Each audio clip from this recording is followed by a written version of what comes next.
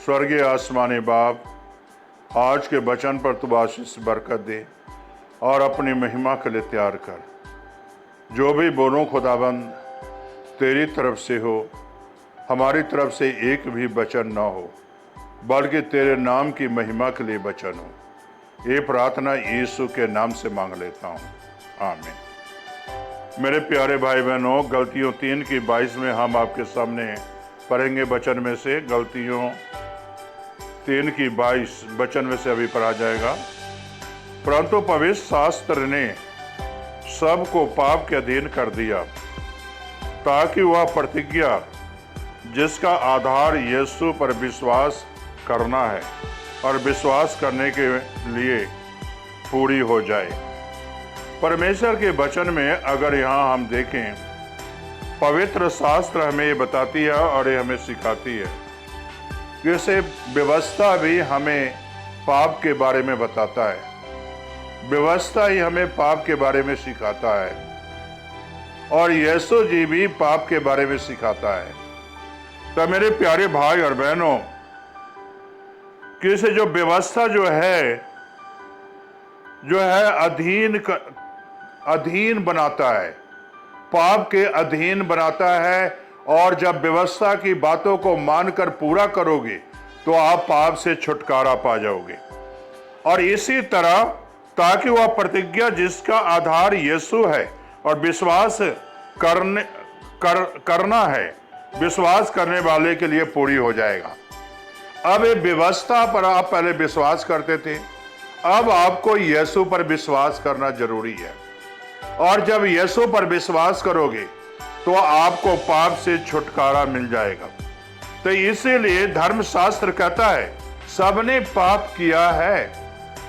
मेरे प्यारे भाई बहनों, हमारे पूर्वजों ने भी पाप किया है, हमारे पूर्वजों ने भी गुनाह किया है, हमारे पूर्वजों ने भी पाप का बलिदान चढ़ाते थे, हमारे पूर्वजों ने भी पाप की क्षमा मांगते थे।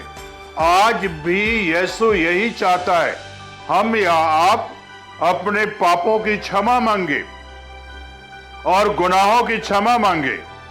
विश्वास करना है से यीशु ही पापों की क्षमा देता है, यीशु ही गुनाहों को माफी देता है, यीशु ही हमें बचाता है।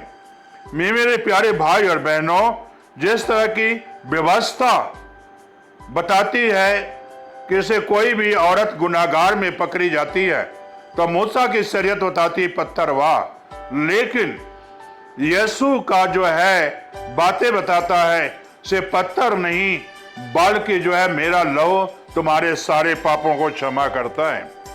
मेरे प्यारे भाई बहनों, एक स्त्री थी, लोगों ने यीशु के पास लेकर आए और लोगों ने, पक्की फरीसियों ने कहा ये गुनाह और जिनाह में पकड़ी गई है। मूसा की शरीयत बताती है ये तो पत्थरवाह किया जाएगा ये। लेकिन प्रभु यीशु मसीह देखता रहा, सुनता रहा। कई बार फरीसियों ने कहा कि तुम्हारा क्या विचार है। मूसा की शरीयत ये बताती है कि इसे पत्थरवाह किया जाए। लेकिन जब प्रभु यीशु मसीह जी ने कहा से अभी तक जो पाप नहीं किया है वही पहला पत्थर इसे मारे, अंगुली से जमीन पर लिखना शुरू किया प्रभु ने। सभी पत्थर फेंक कर चले गए और किसी ने नहीं मारा। फिर प्रभु यीशु मसीह ने गर्दन उठाए और देखे कोई भी नहीं है, इसे कोई पत्थर नहीं मारा। प्रभु ने उस बहन से पूछा क्या किसी ने नहीं मारा? उसने कहती है नहीं। तब प्रभु कहता है जा, आगे से तू पाप ना करना। मेरे प्यारे भाई और बहनों, यहां देखिए प्रभु ने क्या कहा, आगे से पाप ना करना। व्यवस्था पाप दर्शाता है, यीशु जो है पापियों को क्षमा करता है। आज आपका उद्धार हो सकता है, आज आपका पाप का क्षमा हो सकता है, आज आपका गुनाह का क्षमा हो सकता है। लेकिन एक वक्त आएगा आपकी गुनाह का क्षमा नहीं होगा। मेरे प्यारे भाई और बहनों, और वक्त था उस पाप ने स्त्री का क्षमा हो गई पाप को। क्या उसने फिर कभी पाप की होगी? क्या फिर कभी गुनाह किया होगा?